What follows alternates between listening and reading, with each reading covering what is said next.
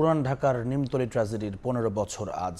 ২০১০ সালের এই দিনে নবাব কাটরায় রাসায়নিক গুদামে মর্মান্তিক অগ্নি দুর্ঘটনায় প্রাণ হারান ১২৪ জন। তদন্তে গুদামে রাসায়নিক রাখার তথ্য মিললেও জড়িতদের বিরুদ্ধে আজও নেওয়া হয়নি কোনো ব্যবস্থা। ২০১০ সালের ৩ জুন রাতে নবাব কাটরায়ের ৪৩ নম্বর বাড়িতে চলছিল বিয়ের আয়োজন।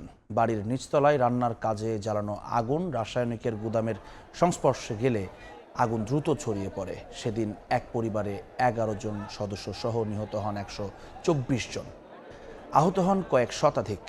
এই ঘটনায় গঠিত টাস্ক ফোর্স ও ২টি কমিটি কেরানীগঞ্জ ও নারায়ণগঞ্জে গুদাম সরানোর সুপারিশ করা হয়েছিল বিপজ্জনক রাসায়নিকের তালিকাও, তবে বাস্তবায়ন হয়নি এর কোনো কিছুই।